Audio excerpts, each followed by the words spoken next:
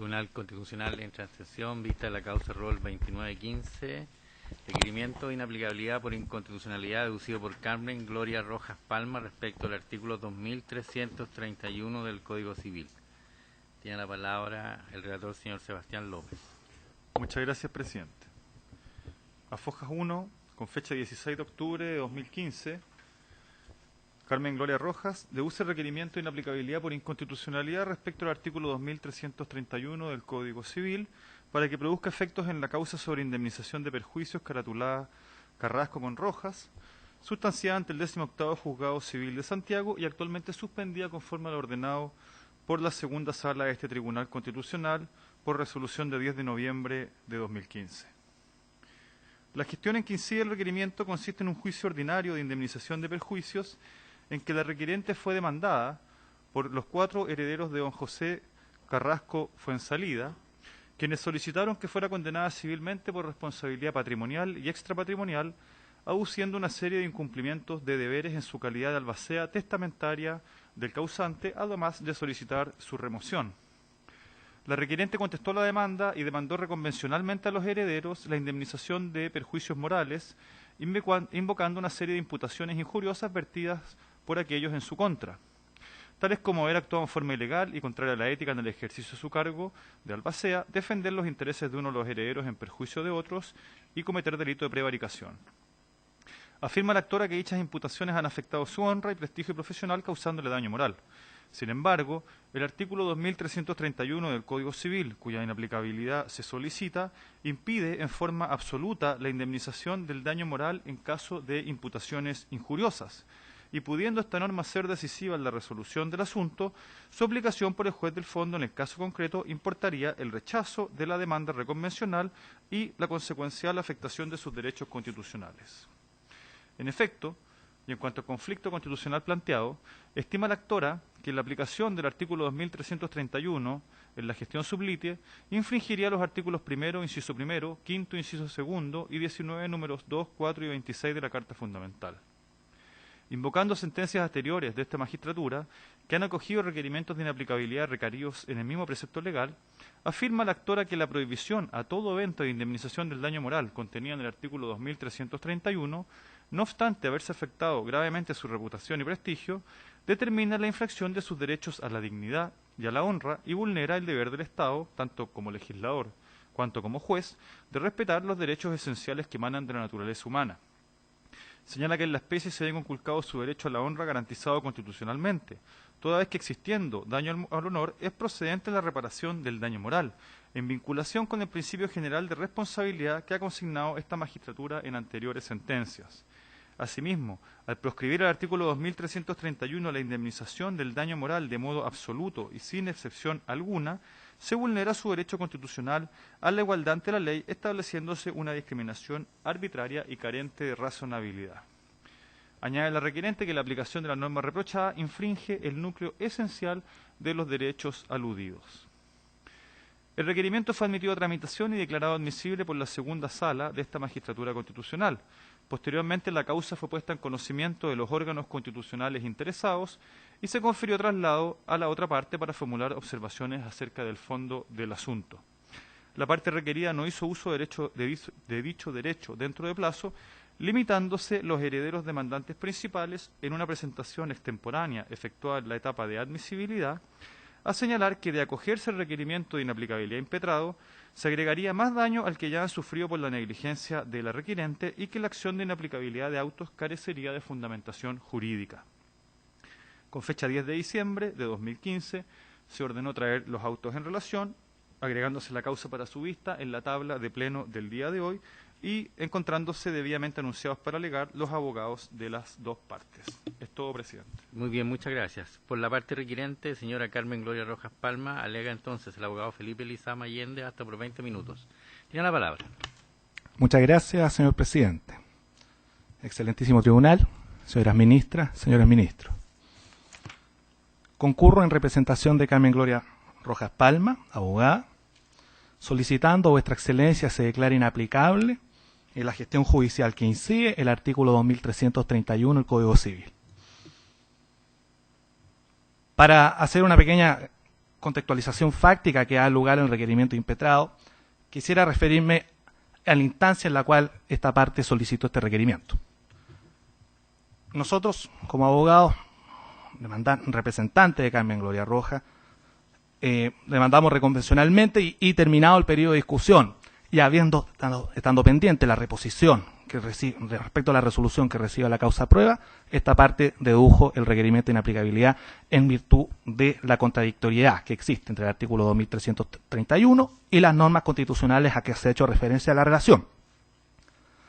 Se hizo en esa instancia, había consideración que mi representada dedujo de demanda reconvencional por la imputación de hechos, por imputaciones injuriosas que se hicieron en su contra, ventiladas en otros procesos judiciales y que fueron de conocimiento público atendida la publicidad de las reglas de juicio procesal. ¿Y por qué se hizo en esa instancia? Porque podríamos haber pensado esperar hasta la sentencia de fondo. Pero resulta que esta parte quería rendir prueba sobre la afectación a la honra y a los sentimientos de la representada Carmen Gloria Rojas. De lo que se sigue que si se acogía o si se pronunciaba antes de la reposición sobre la causa de prueba, se generaba el efecto que esta parte iba a estar impedida de poder rendir probanza, habida consideración que la resolución que recibía la causa de prueba no se iba a pronunciar sobre los perjuicios que se podían imputar a título de daño moral, como por lo tanto, como además esta parte no iba a poder rendir probanza en relación a la afectación de dichos sentimientos. Nada de eso se ha rendido en virtud de la suspensión de procedimiento decretada por este excelentísimo tribunal. Pero quería tener presente, como primera consideración, la situación fáctica en la gestión judicial en que incide el requerimiento. En segundo lugar, parece conveniente señalar que el artículo 2331 ha tenido una constante evolución jurisprudencial por parte de esta excelentísima magistratura.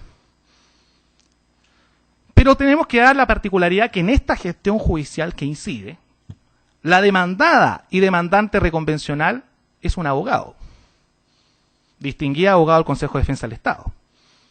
Trabaja en el área penal, con 30 años de ejercicio ininterrumpido de la profesión, abogada de la Universidad de Chile. En consecuencia, las imputaciones que se puedan hacer, que van a ser conocidas por el juez del fondo, no tienen la peculiaridad de una imputación en el ámbito de una discusión personal, no tienen la peculiaridad de una discusión o de algún diálogo distinto, sino que son imputaciones en contra de la profesión de abogada. Y cabe recordar que ha sido este mismo excelentísimo tribunal en la primera vez que acogió un requerimiento de inaplicabilidad en contra del artículo 2331 del Código Civil, fue precisamente por un abogado, Luis Carlos Valdés Correa, quien también sufrió imputaciones injuriosas. Y uno de los últimos requerimientos de inaplicabilidad acogidos por esta excelentísima magistratura, rol 2802, el colega Hernán Tuane, que también sufrió imputaciones injuriosas. Entonces, de lo que se sigue acá es que la intensidad de la afectación al derecho al honor protegido constitucionalmente parece estar en un núcleo sensible mayor que el que se podría predicar en otras instancias por invocar el artículo 2331 del Código Civil. Hago presente esto porque este excelentísimo tribunal ha discurrido, tanto para acoger o como para rechazar requerimientos, en el aparente conflicto que existe entre la libertad que se refiere al artículo 19, número 12 del Código Político en relación al contenido esencial del artículo 19, número 4 en concordancia con el artículo 19, número 26. La salvedad acá es distinta. Excelentísimo tribunal, las imputaciones que se hicieron de extrema gravedad y que tienen que ser calificadas como injuriosas por el juez del fondo, a saber, el 18º juzgado de letra de lo civil de Santiago, son en contra de un abogado. Por lo tanto, parece conveniente que para efecto de la sentencia, sea estimatoria o sea desestimatoria de inaplicabilidad, el tribunal tenga especialmente a la vista dicha situación. Expuesto eso, y explicado latamente en el requerimiento y en la documental acompañada tanto por esta parte como por mi distinguido contradictor, quisiera detenerme en la afectación a los derechos constitucionales a que ha dado lugar la eventual aplicación del artículo 2331. Digo eventual, porque tal como ya hice la referencia, estamos con el procedimiento suspendido y pendiente la resolución de la reposición que recibe la causa prueba. Pero este tribunal ya se ha pronunciado sobre la plausibilidad de acoger requerimientos de inaplicabilidad, parafraseando la jurisprudencia de este excelentísimo tribunal, rol 707. Posibilidad y no certeza. Esta parte discurrió latamente en el requerimiento sobre ese punto. No teníamos la certeza de la aplicación del precepto por dos razones. Primero, por la instancia en la cual se solicitó el mismo, 1. 2, porque es cosa de compulsar los escritos del periodo de discusión acompañados por esta parte para darse cuenta que mi contradictor solamente formuló rechazo la demanda reconvencional de UCI en autos. Lo cual podía dar lugar a entender, bueno, aquí el precepto legal no ha sido aplicado. Efectivamente. Pero está en el abanico normativo que tiene el juez, en este caso, del 18 Juzgado Civil de Santiago, para pronunciarse sobre la cuestión sometida a su conocimiento y para resolver la controversia. Ahora bien, esta parte formuló algunos argumentos en torno a cómo, a la manera en la cual se entendía infringido la Carta Fundamental con la aplicación del artículo 2331 en la gestión sublite. Lo estructuró en relación al artículo 1, al artículo 5, inciso 2, al artículo 19, inciso 2, numeral 4 y numeral 26. Esta parte no va a discurrir sobre toda y cada una de esas infracciones constitucionales. Entiende que hay premura en el tiempo, entiende que esta causa se agregó extraordinariamente, de tanto 7 en tabla. Por lo tanto, trataré de ser, para estos efectos, lo más conciso posible. En primer lugar, cualquiera sea la consideración que tengamos sobre la dignidad humana, sea como premisa antropológica cultural del Estado constitucional, parafraseando a Peter Heberle, sea como una suerte de derecho a la dignidad humana, como ese texto de Mayhofer, sea como la cualidad de las personas con destino a trascendencia, o bien con sus atributos superiores, entendimiento, inteligencia y voluntad. Sí estamos de acuerdo que la Carta Fundamental del 80 protege la dignidad humana. Y en ese orden de cosas, el honor está estrechamente vinculado a la protección constitucional.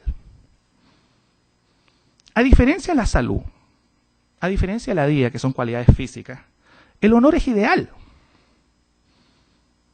El goce, la conservación, la indemnidad de esta propiedad inmaterial, el honor, es precisamente el contenido o ámbito de protección de este derecho constitucional. A diferencia de la libertad de expresión, derecho con el cual comúnmente se contraponen, donde el contenido del derecho viene dado por la acción libre de exteriorizar ideas, opiniones e informaciones, en el caso del honor, lo que se protege es el goce o la intangibilidad como contenido. Es decir, si se aplican categorías deónticas, esto es, ordenar, prohibir o permitir, este derecho implica la prohibición de afectarlo. Lo que está protegido en el artículo 19, número 4, a través de dos verbos. Respetar, respeto, y protección. La intensidad constitucional es relevante.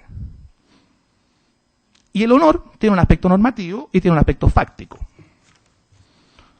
Como aspecto normativo se puede entender en relación a otras entidades de naturaleza normativa, la dignidad, los derechos de la personalidad, parafraseando la nomenclatura alemana, o valores superiores del ordenamiento. Tiene un aspecto fáctico, un aspecto subjetivo, como dato sociológico, la valoración que tiene la persona a sí misma, y un dato objetivo, la valoración concreta de la sociedad sobre aquella.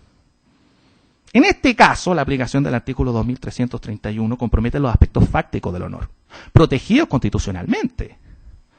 Había consideración que las imputaciones que se hicieron en el marco de la gestión pendiente son de tal gravedad que no pueden ser pasadas por alto.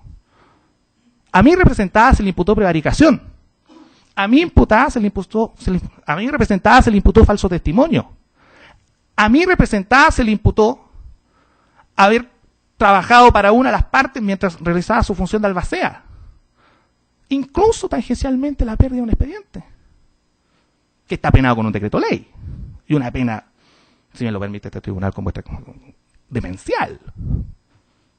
Entonces, el contenido del derecho al honor como posiciones fundamentales está dado por un núcleo sensible, ¿cuál es la dignidad humana? Puede existir integridad moral, prestigio profesional, situación que también sea la especie, o la reputación en general.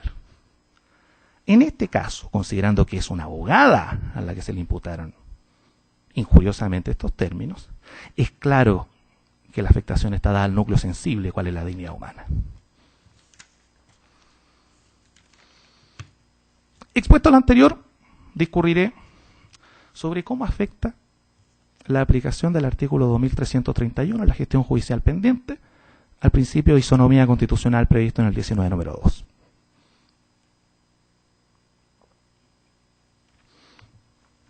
No resulta ocioso recordar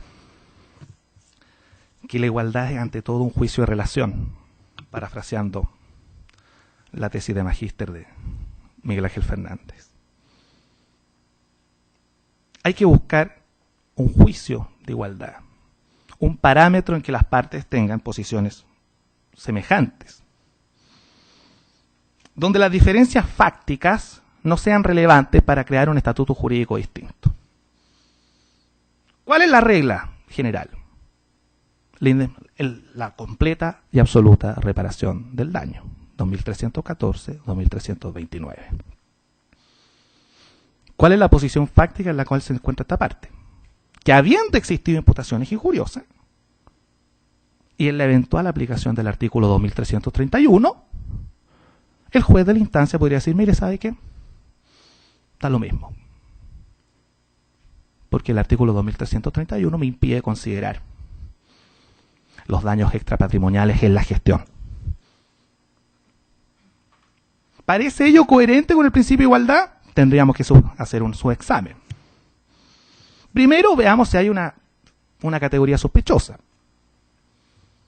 Es obvio que el estatuto jurídico no responde a dicha estándar constitucional de la jurisprudencia de esta excelentísima magistratura.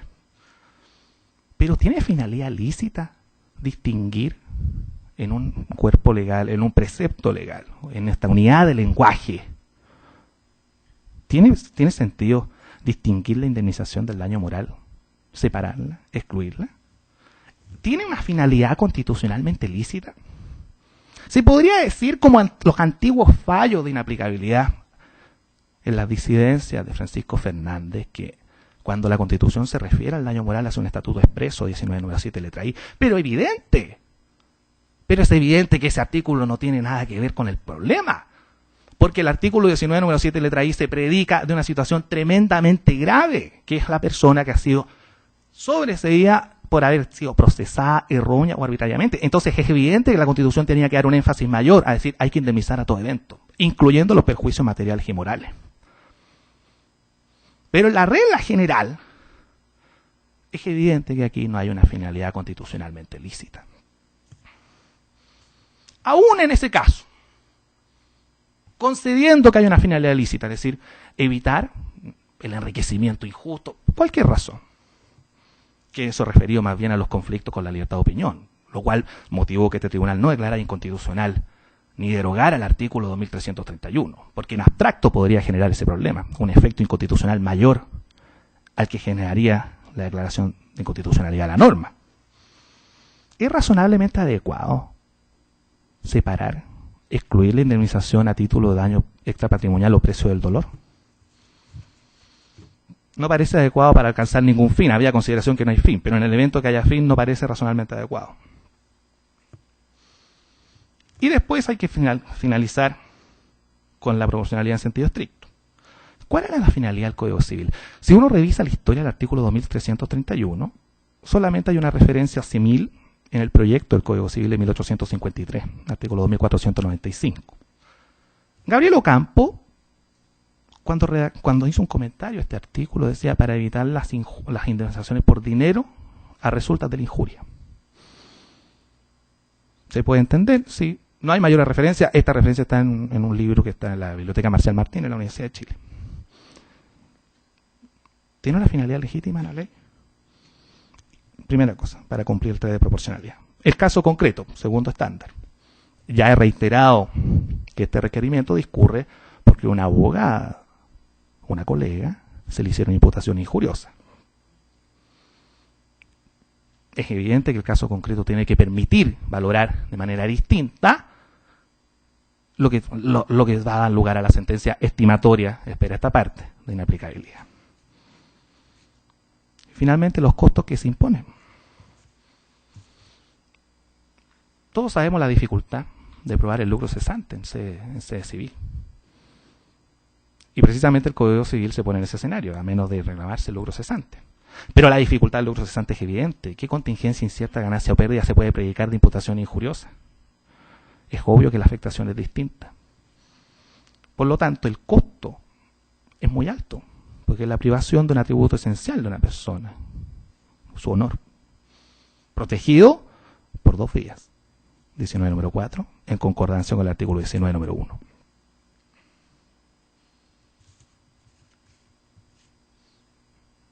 Fernando Rey Martínez habla siempre del principio de igualdad.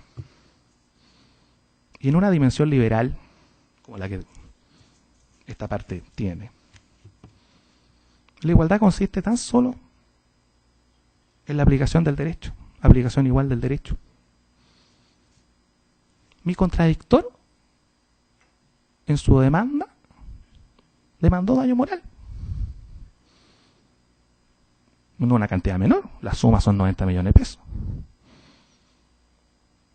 ¿Por qué esta parte no podría, rendida a las probanzas, calificada como tal y por el juez de la instancia, poder acceder a una reparación patrimonial? Esta parte no pretende enriquecerse, aunque esa discusión la debe conocer el juez del fondo. Pero permitan a esta parte poder rendir probanza sobre la afectación al daño moral. Por eso, en este caso concreto, la sentencia estimatoria de inaplicabilidad cumple con una finalidad doctrinalmente idónea. Es el efecto negativo de la declaración de inaplicabilidad. Aquí no se va a crear un estatuto jurídico distinto, no se va a alterar todo un sistema jurídico, no va a tener efectos mayormente inconstitucionales que los que declare la inaplicabilidad. Simplemente inaplicar una norma.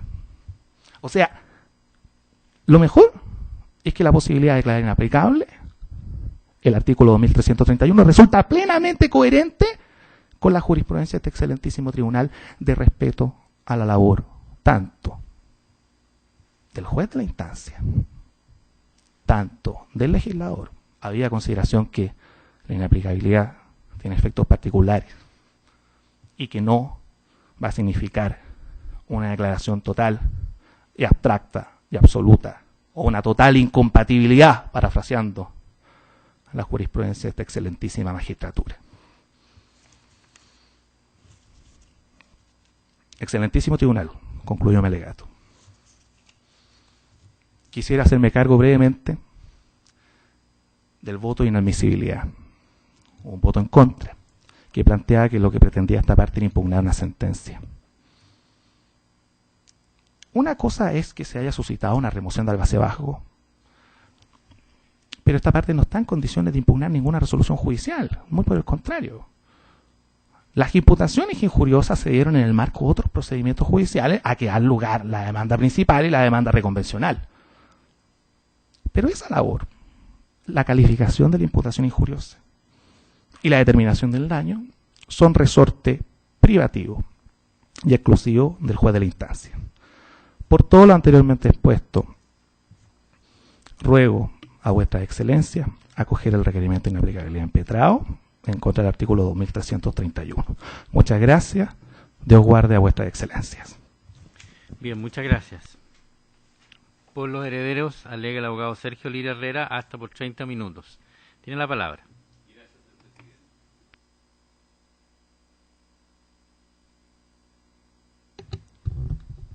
El artículo 2331, que es el que justamente está en juego, que son las imputaciones injuriosas contra el honor o crédito de una persona, no da derecho para demandar una indemnización, a menos de probarse, ¿no es cierto?, daño emergente, lucro cesante, etc.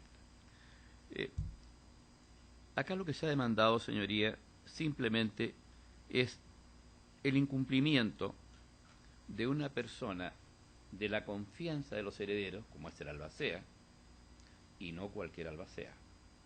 Albacea con administración de bienes. Y se ha pedido justamente su remoción porque no ha cumplido el importante cargo de confianza para el cual fue designado. En modo alguno se ha pretendido injuriar. Es cosa de leer el auto de prueba, vale decir, aquellos hechos pertinentes, sustanciales y controvertidos que el juez estimó necesarios que las partes debieran probar luego de escuchar sus afirmaciones y contraafirmaciones para poder, ¿no es cierto?, darse cuenta de qué estamos hablando.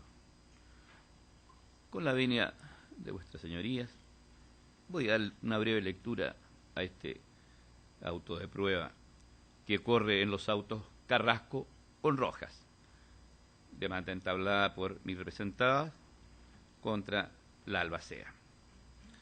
Efectividad que la demandada haya cumplido con los deberes que le impone la ley en su calidad de albacea.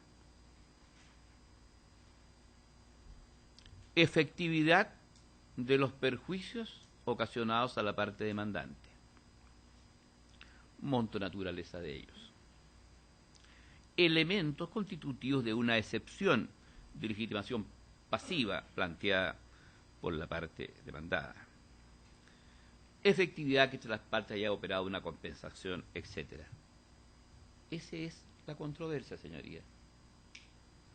Y respecto a este juicio, que ya se encuentra justamente próximo a que se dicte sentencia y que se ha suspendido a raíz de este requerimiento presentado por la parte requirente, es que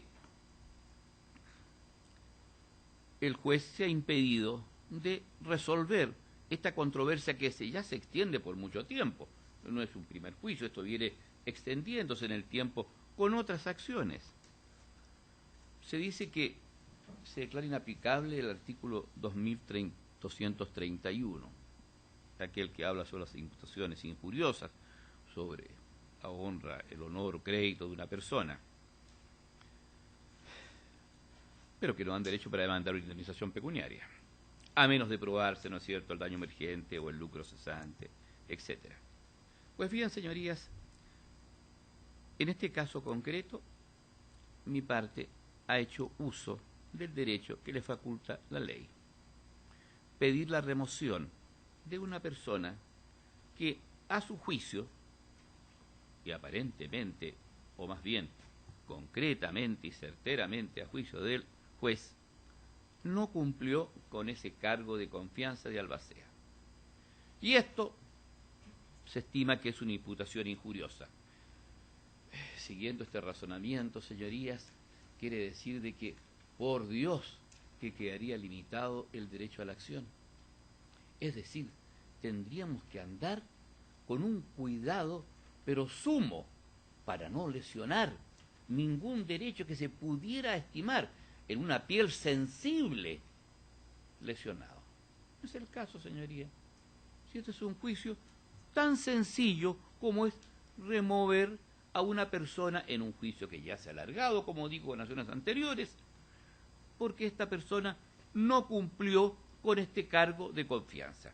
Si ello se reputa injurioso, quiere decir, señorías, que por Dios que los abogados vamos a tener mucho cuidado en demandar y precisamente escoger, pero con pinzas, las palabras, los términos, para no poder lesionar, herir a aquellas pieles tan susceptibles que estimen el olor lesionado, porque simplemente a una persona que se ha designado para un cargo de confianza se estima que no ha cumplido.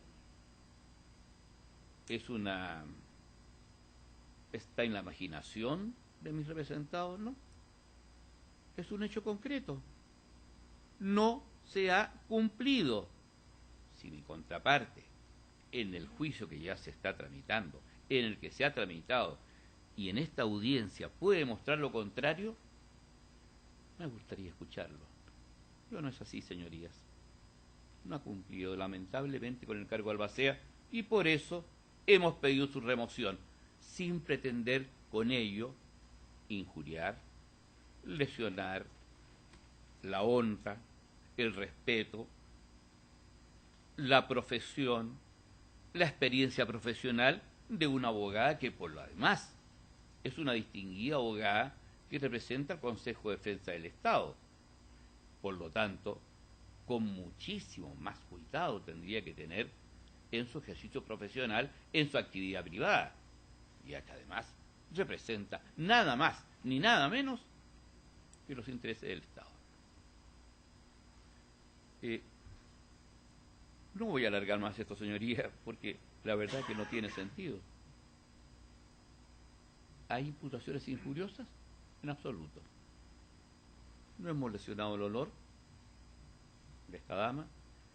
No veo cuál es el motivo para el juez no vaya a aplicar una norma que es precisamente la norma que debiera aplicar en este caso para resolver el conflicto. Ahora, si lo que se intenta es que este juez no resuelva la controversia, que este juez no aplique una sentencia que no sabemos cuál va a ser, no sabemos si la sentencia va a ser favorable o desfavorable, lo ignoramos. Si fuera favorable, hemos solicitado la indemnización. Si no fuera así, no lo sabemos. Pero ¿por qué vamos a privar al juez ahora, a priori, recurriendo a este alto tribunal, a aplicar una norma que es la que eventualmente va a resolver el conflicto? Estimo, señorías, con todo respeto, que no tiene ningún sentido. Y es por ello, concluyo pidiendo que se rechace esta instancia de inaplicabilidad que ha impetrado la parte requirente, porque la norma tiene plena aplicabilidad en el caso sublite. Y eso es todo, señorías. Muy bien, muchas gracias. ¿Alguna pregunta? Ministra. Gracias, presidente. Al abogado de la parte requirente, una duda desde el punto de vista de los hechos. ¿Cómo se han vertido en la práctica las imputaciones que su representada estima injuriosas? ¿Se han vertido exclusivamente a través de los escritos en los cuales se solicita su remoción del cargo albacea, la indemnización de perjuicios por sus actuaciones o de alguna otra forma que implique publicidad? Muchas gracias, señora ministra. Las imputaciones son del siguiente tenor. Primera imputación. Disculpe, abogado, conocemos cuáles son las imputaciones, usted las señaló en el alegato Claro. y están en el requerimiento. La pregunta es ¿cómo? El medio a través del cual se han difundido. Todas estas imputaciones se hicieron por escrito en un procedimiento voluntario de posición efectiva, a través del cual se señaló el conjunto de expresiones que simplemente no quiero volver a reiterar, en las cuales se señaló, primero, la calidad con la que actuó, falso testimonio, prevaricación, pérdida de expediente. Esas se dieron en un procedimiento voluntario, por el cual da lugar a la remoción y que con posterioridad han sido vertidas nuevamente en la demanda principal que consta en la presentación de esta requirente. Bien, gracias. ¿Alguna otra pregunta? No, muy bien. Concluida entonces la vista de la causa. Gracias, señorías.